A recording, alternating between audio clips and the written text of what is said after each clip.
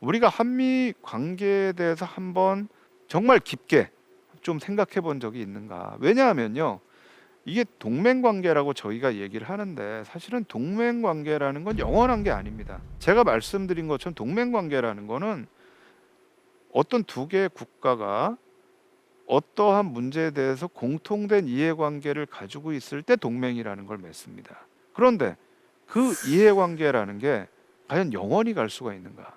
세계적으로 상황이 바뀌고 세계적으로 어떤 변화가 일어났을 때 그때는 이해관계가 바뀔 수도 있는 게 아닌가? 예컨대 지금이 저는 굉장히 중요한 그런 이제 부분인 것 같아요. 중요한 예가 될 수가 있고요. 왜냐하면 우리가 1992년 전까지는요, 중국과는 관계를 맺고 있지 않았습니다. 그런데 92년 이후에 한국이 중국과 수교를 하고 나서 지금은 미국과의 경제 무역의 규모보다 중국과의 경제 무역의 규모가 더 큽니다. 이거 상황이 좀 바뀐 거예요. 그럼 우리가 이제 경제적인 부분에서 국익이라는 걸 얘기를 할 때 무역 규모가 더 큰 어떤 그런 상대국이 국익에 더 중요한 것이냐? 그래도 아직도 경제와 관계없이 안보라는 게 더 국익에 중요한 것이냐? 이 부분을 우리가 고민할 수가 있어요. 그러니까 이게 국익이라는 걸 어떤 관점에서 바라볼 거냐에서도 차이가 나타날 수가 있고요. 또 상황이 바뀌면 똑같은 관점에서 바라보더라도 이해관계가 바뀔 수가 있는 겁니다. 그러니까 이 동맹이라는 걸 우리가 어떻게 봐야 되고 어떤 관점에서 봐야 되느냐, 이걸 한번 고민해 볼 수가 있고요. 이 브라운 대사에서 얘기를 한 거 보면 사실 미국이 이런 어떤 일반적인 국가의 외교 관계와는 다른 한국과 미국의 관계를 보면서 굉장히 불편하다는 얘기를 했어요. 그러니까 좀 특수한 관계잖아요. 그럼에도 불구하고 한미 관계는 좋게 왔는데 저희가 일반적으로 가지고 있는 생각이 그럼 한미 관계는 보수 정부에서도 좋았나? 이렇게 생각을 해요. 그러니까 이제 이게 대표적으로 나타났던 게 노무현 정부 때 이제 그런 얘기를 했죠. 노무현 정부 때 우리가 미국과의 관계가 굉장히 안 좋다라고 생각을 하면서 미국과의 관계를 정상화해야 된다, 이런 얘기를 많이 하면서 이 진보 정부라고 하는 것이 미국과의 관계에서 굉장히 여러 가지 갈등을 만들어낸다. 근데 실제로 제가 이 한국 현대사에서 한미 관계를 보면서 우리가 대표적으로 보수 정부라고 얘기하는 이승만 정부, 박정희 정부, 그리고 김영삼 정부에서 한미 관계 편하지를 않았어요. 오히려 제가 보는 관점에서는 이승만 정부, 박정희 정부, 김영삼 정부보다도 김대중 정부나 노무현 정부에서의 한미 관계가 더 좋았던 것 같아요. 그럼 이거는 우리가 어떻게 이해해야 되느냐? 또 같은 정부 내에서도요, 사실은 한미 관계의 이 친소 관계가 굉장히 다릅니다. 예컨대 이제 박정희 정부가 아주 대표적인데, 박정희 정부가 5.16 군사정변으로 시작될 때 미국과 사이가 굉장히 안 좋았습니다. 그랬다가 1965년에 한일협정을 맺고 한국군을 베트남에 파병하면서 이 시기에 한미 관계를 허니문 관계라고 해요. 그러니까 굉장히 좋아집니다. 그랬다가 이제 70년대 가가지고 1972년에 유신 선포를 하고 또 77년에 코리아 게이트가 일어나고 또 미국의 카터 대통령이 들어오면서 주한미군, 특히 주한미 지상군을 철군을 하겠다라고 하면서 한미관계 굉장히 안 좋아집니다. 그러니까 이게 똑같은 정부 내에서도 한미 관계는 차이가 있어요. 근데 지금 한국과 미국 74년이 지속이 됐어요. 그런데 그 안에서 여러 가지 좋았다 나빴다 관계가 왔다 갔다 한다라는 거죠. 그렇다면 우리가 이런 한미 관계가 왜 어떤 때는 좋았고 어떤 때는 나빴는가라고 하는 교훈들을 갖고 있어야 되는 게 아니냐. 그러니까 이렇게 동맹 관계에도 편할 때도 있지만 불편함이 계속되고 있는 이유는 무엇인가, 우리가 이거를 좀 고민해 봐야 된다라는 것입니다.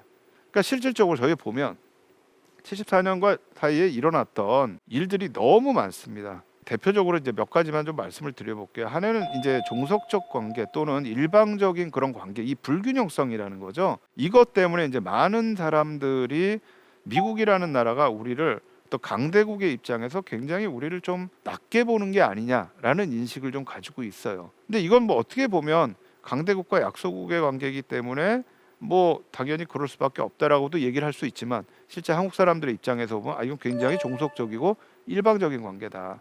이제 이런 부분들이 이제 잘 드러나는 게 예컨대 주한미군을 비롯한 소파 문제에서 잘 드러납니다. 한국에 있는 주한미군의 지위를 어떻게 할 것이냐, 특히 이제 한국 사회에서 끊임없이 문제가 됐던 부분들이 주한미군에 의해서 범죄가 발생을 했을 때 이 미군의 범죄를 어떻게 처벌할 것이냐, 또 누가 처벌을 할 것이냐, 이 문제와 관련이 있습니다. 근데 이게 끊임없이 50년대부터 지금까지 주한 미군에 의해서 여러 가지 사회적인 문제들이 좀 발생을 했어요. 그러니까 여기 있다 보면 한국 사람들과 접촉을 하게 되고 그러다 보면은 범죄 행위가 발생을 합니다.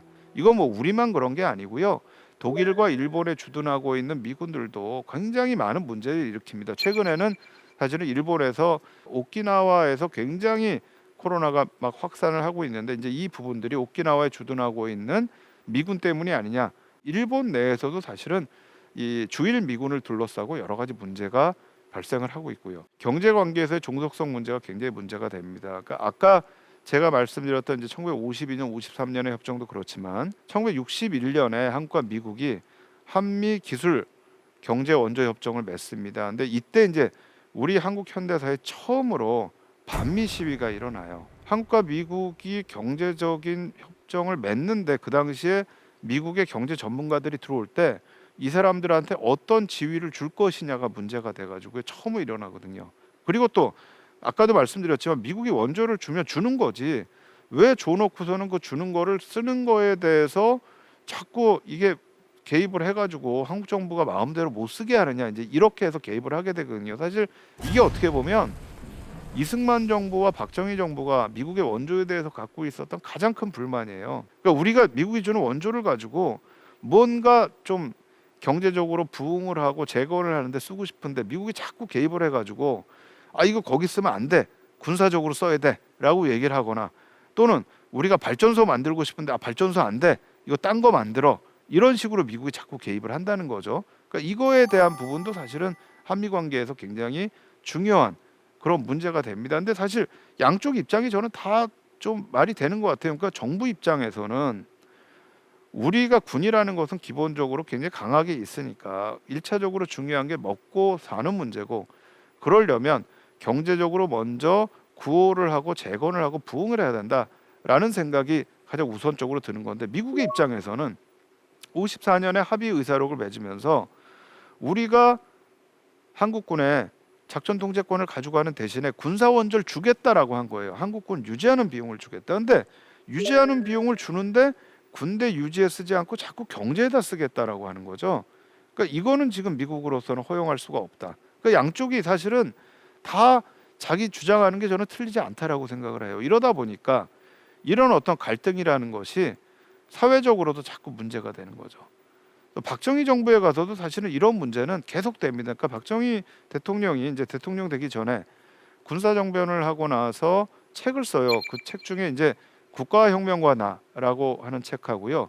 우리 민족의 나갈 길이라고 하는 책을 쓰는데 그 책에 보면 미국의 원조에 대해서 굉장히 비판해놨어요. 미국이 우리한테 원조를 주고 하는 건 너무 고맙다. 그런데 마음대로 쓰게 좀 놔둬야 될 거 아니냐. 왜 이거에 자꾸 개입을 하느냐. 실제로 군사정변 이후에 수립됐던 군사정부가 1961년부터 63년까지 했던 경제정책이 완전히 실패합니다. 근데 이게 실패하는 가장 중요한 이유가 미국이 군사정부가 하려고 했던 경제개발 계획에 반대를 해요. 그 당시에 이제 군사정부는 처음에 들어와가지고 제철소도 짓고 기계종합 공장도 짓고 해가지고 굉장히 중화학공업적으로 발전시키려고 했어요. 근데 미국 쪽에서 한국이 잘할 수 있는 거는 노동 집약적 경공업이다. 니네 사람이 많잖아. 근데 그 사람들이 그러면 기술이 숙련돼 있어? 안 돼 있잖아. 그러니까 일단은 경공업부터 시작해야 된다라고 하면서 사실은 중화학공업을 할 수 있는 돈을 주질 않는 거예요. 그러니까 이제 그 당시에 박정희 의장이 서독을 가는 거죠.